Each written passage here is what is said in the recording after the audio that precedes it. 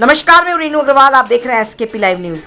धार की बदनावर विधानसभा सीट पर उपचुनाव होना है। इस सीट को लेकर भारतीय जनता पार्टी कोई कसर नहीं छोड़ना चाहती, इसलिए मुख्यमंत्री शिवराज सिंह चौहान ने उपचुनाव से ठीक पहले बदनावर को 2200 करोड़ रुपए की सौगात दी है। वहीं मुख्यमंत्री शिवराज सिंह चौहान बदनावर के ग्राम कोत पहुंचे, जहां सबसे पहले सरदार वल्लभ भाई पटेल की प्रतिमा का अनावरण किया।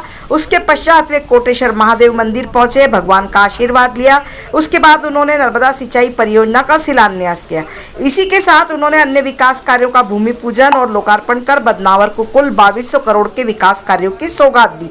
इसी के साथ मुख्यमंत्री की अगुवाई में 10,000 कांग्रेसी कार्यकर्ता बीजेपी में शामिल हुए। खुद मुख्यमंत्री शिवराज सिंह चौहान ने कांग्रेस कार्यकर्ताओं को मंच से स्वागत कर भारतीय जनता पार्टी में शामिल किया। सीएम शिवराज सिंह चौहान मंच से बोलते हुए कमलनाथ सरकार पर जमकर परसे। उन्होंने कहा कि कमलनाथ सरकार ने किसानों और गरीबों के साथ गद्दारी की है। फसल बीमा की प्रीमियर तक कमलनाथ सरकार ने नहीं भरी। वहीं उन्होंने राजवर्धन सिंह दत्तीगांव की जमकर तारीफ करते हुए कहा कि ये कांग्रेस से इस्तीफा नहीं देते तो मामा भी नहीं होते, और मामा नहीं होते तो नर्मदा का जल भी बदनावर नहीं आ पाता। ये नर्मदा परियोजना का पहला चरण है। इस परियोजना से धार और बदनावर के 129 गांव सिंचित होंगे। इसके बाद नर्मदा परियोजना का दूसरा चरण भी लेकर आएंगे। वहीं ज्योतिरादित्य सिंधिया भी कमलनाथ सरकार पर जमकर बरसे। उन्होंने भी राजवर्धन को उपचुनाव में जिताने की लोगों से अपील की। देखें खबर एसकेपी लाइव न्यूज पर। किया गया है इस परियोजना हमारे बीच में करीब पूरे धार का सूत्रपात हो रहा है। एक नई उम्मीद यहाँ से, एक नई सौगात यहाँ से प्राप्त हो। माननीय मुख्यमंत्री जी, माननीय सांसद महोदय, माननीय उद्योग मंत्री जी, भूमि कृषि भूमि सिंचित होगी, बदनावर क्षेत्र के 101 ग्राम लाभान्वित होंगे। ऐसी योजना का सूत्रपात आज माननीय श्री राजीव सुखनीकर जी कृपया मंच पर आए और इस योजना के बारे में किसी को कुछ न कुछ सौगात हम दे रहे हैं, साथ में बता रहे हैं सिंधिया जी भी। तो मुझे कम ही बोलना है तो मैं यही कह दूं, जो मैंने प्रथम बार दिनेश झमर बाग पूर्व पीसीसी मेंबर, हेमंत मोदी जी भटकगढ़ पूर्व जिला कांग्रेस महामंत्री, रामेश्वर पाटीदार जी नहीं आए स्वस्थ पीसीसी मेंबर। राज है हम सबको इस पर नाज है, धरा को चूम चूम कर दिन रात घूम घूम कर चिलचिलाती धूप में सर्द हुआ, भूखंड विजेता कौन हुआ। कूटनीति कभी कभी चल जाती है लेकिन लंबी नहीं चलती। हाँ, हमने भी सोचा था जब कांग्रेस की सरकार स्थापित हुई थी, आपने भरपूर आशीर्वाद इनको प्रदान किया। हमने सोचा था कि सड़कों की अंबार आएगी बदनावर में, और केवल बदनावर में नहीं, समूचे धार में।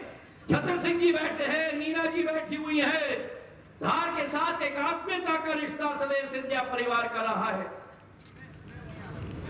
हम व्याकुल थे विकास के लिए, प्रगति के लिए। जो शिवराज सिंह जी ने अपने 13 साल के कार्यकाल में एक लंबी लकीर खींची थी विकास की और प्रगति की, लेकिन वो जो जोड़ी है ना, समझ गए?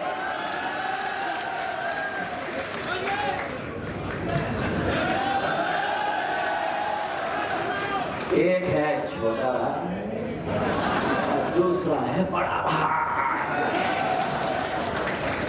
अभी शिवराज सिंह जी सुनाएंगे आपको। ये तो बाहर से जानते थे, मैं तो अब अंदर से जाना हूं। चेहरा किसी का दिखाया मुखौटा, और असली मुख्यमंत्री मुखौटे के पीछे डोरी पकड़ के। सही है कि नहीं? अगर सही है तो ताली बजाओ। इधर से ताली नहीं बजी, सही है कि नहीं? सही है तो ताली बजाओ। क्या हालत कर दिया मध्य प्रदेश का। मुख्यमंत्री कोई और सुपर मुख्यमंत्री कोई और। पूछो इनसे, ये जो 22 योद्धाओं ने सच्चाई की लड़ाई लड़ी है, ईमान की लड़ाई लड़ी है, विकास प्रगति की लड़ाई लड़ी है। मैं गलत हो सकता हूं, शिवराज सिंह जी को बहुत ज्ञान है, लेकिन भारत के 70 साल के इतिहास में मैं आपसे पूछना चाहता हूं, बदनावर में कोई जो सरपंच भी बन जाता है, क्या अपनी सरपंची को त्याग करता है 15 महीने में? वो वही कर सकता है ये योद्धा जो सच्चाई का लड़ाई लड़े, आपके विकास का लड़ाई लड़े, आपकी प्रगति की लड़ाई लड़े। और एक और बात मैं आपको बता दूं, आज बदनावर की जनता, इनको मंत्री बनना था 2018 में, बनना था कि नहीं? बनना था कि नहीं?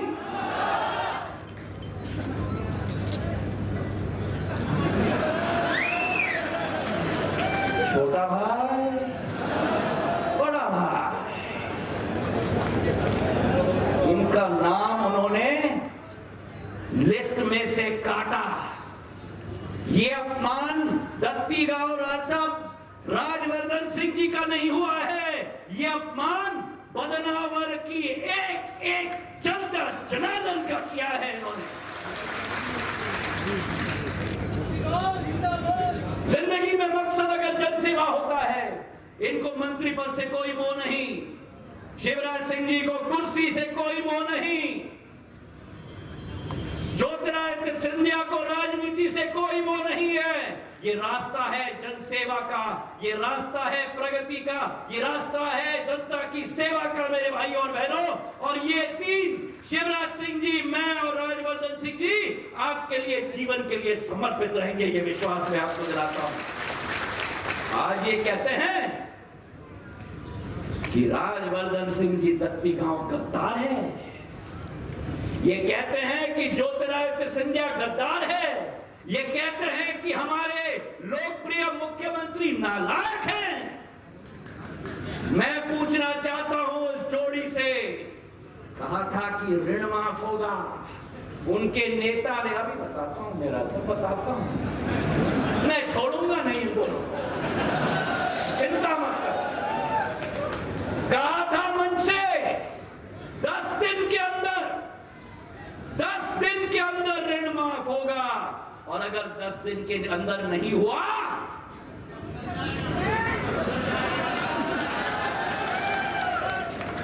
दस महीने हो गए, 10 दिन नहीं 10 महीने हो गए। शिवराज सिंह जी, कमलनाथ जी और दिग्विजय सिंह जी ने मध्य प्रदेश के किसानों से वादा खिलाफी नहीं की है, गद्दारी की है, गद्दारी में। चालू वालों का माफ नहीं होगा, लाखों फिर साफ, और फिर का एक ही बैंक का करेंगे, बाकी सब साफ, और बाद में का जिनका 2 लाख के ऊपर उनका नहीं करेंगे तो वो भी साफ। अब सिंधिया जी ने कहा, मैं भी पूछ रहा हूं, बताओ धोखा था कि नहीं था? अरे जोर से बताओ, धोखा था कि नहीं था? और ये दत्ती गांव भी है भैया, बैंक वाले मेरे पीछे पड़े, सहकारी बैंक वाले कह रहे मामा पैसा दे दे, कमलनाथ प्रमाण पत्र बंटवा दिया, पैसा तो दिया ही नहीं। अब 1500 रुपया, करोड़ रुपया देना सहकारी बैंक वालों को, 800 करोड़ परसों नरसों ही मैंने भरे। मेरे बहनों और भाइयों, प्रमाण पत्र बांट के और किसान के कर्जे के पैसे जमा करना धोखा है कि नहीं, ये बताओ। अरे जोर से बताओ, धोखा है कि नहीं? ये बेईमानी करते हो। अच्छा, धोखा तो सोनिया जी ने भी दिया, राहुल जी ने भी दिया, उनके नाम पर थोड़ी वोट दिया था, कर दिया था तो जो मुख्यमंत्री बन गए थे। अरे लड़का कोई दूसरा दिखाया, शादी और कोई के संग तय की, घोड़ी पे कोई और बिठाया, सहनाई कोई और के नाम पे बनी, और जब बारात पहुंची दरवाजे पे तो फेरे कोई और के साथ पार दिए। बोलो सही है कि नहीं? अब ये कलाकारी दिग्गी राजे कर सकते हैं। अच्छा ठीक है, वो भी होगा, पीछे तो वो है ना, बड़े मियाँ तो बड़े मियाँ, छोटे मियाँ सुभान अल्लाह। धोखा दिया जनता को, और जब वादा नहीं निभाए, वचन पूरे नहीं किए, जो बात आपने कहीं में दोहराना नहीं चाहता, तब ये फैसला किया। हम तो झोला टांग के निकल गए थे, हमें क्या करना, हमका 5 साल के बाद देखेंगे, लेकिन 1.25 साल में लौट के आ गए। गद्दारी की, धोखा दिया किसानों को, गरीबों को, नौजवानों को, माताओं बहनों को। इसलिए सरकार गिराई और सरकार गिराने में राजवर्धन दत्तीगांव जी ने त्याग पत्र देके उस सरकार को गिराने का मार्ग प्रशस्त किया। बोलो ठीक किया कि नहीं किया? पीछे तक आज बता रही है सरकार गिरानी चाहिए थी कि नहीं कांग्रेस की? ठीक किया, मैं आपका भी अभिनंदन करता हूं। अगर ये इस्तीफा नहीं देते, मामा नहीं आते तो नर्मदा मैया पता नहीं कब आती रे। कब तो नर्मदा मैया को लाने के लिए आए। और आज मैं फिर आपको कहना चाहता हूं, मैं इसी कोटेश्वर की पवित्र धरती पर आया था, तब आपने नर्मदा मैया की मांग की थी। मैंने अफसरों को बुलाया था, अफसरों ने कहा था इम्पॉसिबल सर, हो ही नहीं सकता। 600 मीटर 650 मीटर 5 फीट पानी लिफ्ट करके लाना पड़ेगा, ये हो ही नहीं सकता। मैंने कहा असंभव शब्द शिवराज के शब्दकोश में नहीं है, बदनावर में तो नर्मदा मैया का पानी जाएगा जाएगा और जाएगा। देख मुझे तो छिपरा में नर्मदा जी नहीं ला सकते, इम्पॉसिबल, हो ही नहीं सकता। अरे जनता का दर्द जानते नहीं हो, तकलीफ देखते नहीं हो, गहराई में जाते नहीं हो नहीं सकता, हो नहीं सकता। कैसे नहीं हो सकता? नर्मदा मैया की कृपा बरसेगी और सबसे पहले कोटेश्वर महादेव का अभिषेक होगा। मेरे बहनों भाइयों, नर्मदा जी हम विकास के कामों के लिए हमने भारतीय जनता पार्टी की सरकार बनाई है। हम मुझे कहते हैं वो नालायक, अरे किसानों का कर्जा माफ करने वाले ना करने वाले तू लायक और मामा नालायक। अरे हमने मुख्यमंत्री बने तो आश्चर्यचकित रह गए। तुमने प्रीमियम का पैसा मेरे किसान भाइयों जमा किया था, वो प्रीमियम का पैसा ही कमलनाथ और दिग्गी ने जमा नहीं किया। इसलिए 2018 का फसल बीमा योजना का पैसा नहीं मिल रहा था। 8 दिन के अंदर कोरोना की कड़की में पैसा जमा करके 3100 करोड़ रुपया किसान के खाते में डलवाया। मेरा काम नहीं था, उनका काम था। अब वो लायक है, मैं नालायक।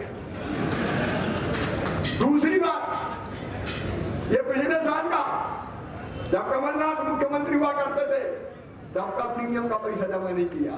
वो प्रीमियम का पैसा 3100 करोड़ रुपया जमा करके और फिर हमने 4600 करोड़ रुपया किसानों के खाते में डलवाए।